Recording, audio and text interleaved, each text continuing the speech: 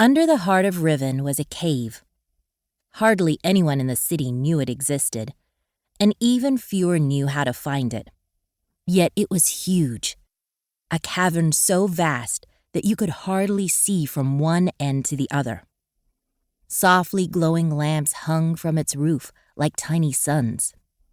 They shone down on a world that was a home, a training ground, a school, and a place of secrets. It was the Dragonseer Guild Hall, and today it was a racecourse. "Come on, Boneshadow," called Kai as they hurtled around the track. "You're doing great!" He glanced back as they reached the second bend. Behind him was Aaron, then Tom and Connor almost neck and neck, then the others. Kai was leading, but they were only halfway around. "How are you feeling?" he called down. Beneath him, Boneshadow let out a laugh. "Wonderful," she cried. Kai tucked his head and grinned. He was in a saddle, and his feet were secure in stirrups, but it wasn't a horse he was riding. This creature's skin was smooth and dry and as white as bone. She had a long neck and a large head, and on her chest was a red flare. Kai sat tucked between two folded wings. She was Boneshadow, and she was a dragon. "Rockhammer's gaining on us," Kai called. Behind him, Aaron's dragon Rockhammer was huge and fierce-looking, with great spikes. The ground shuddered with her every stride. Aaron's face had a look of grim determination. "He'll get tired," Boneshadow told Kai. "Hold on!" They raced around the curve. Kai could feel Boneshadow's powerful muscles move. He could sense the beat of her heart, the joy of running, the feeling that she could keep going forever.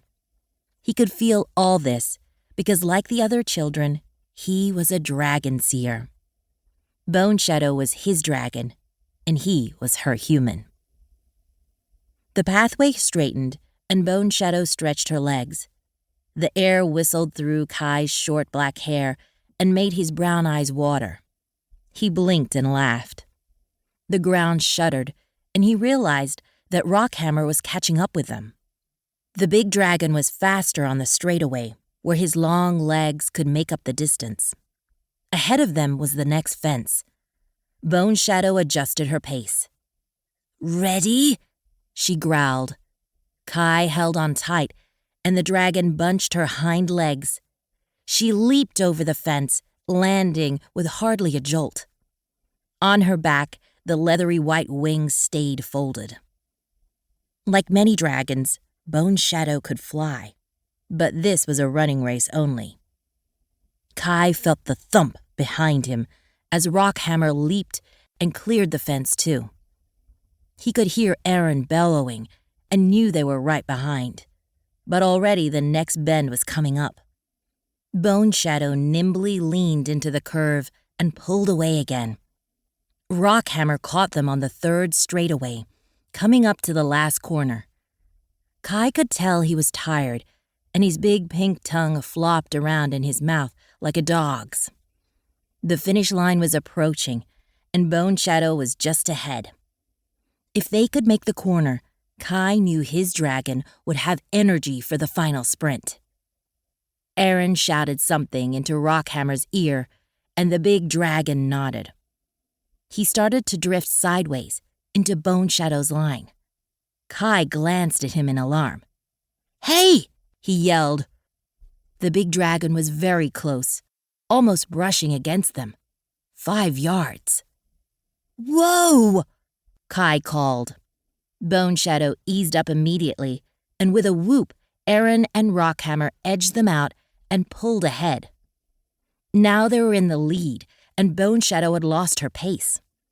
She accelerated as they came into the final stretch, almost catching up, but Rockhammer extended his long neck and crossed the finish line first.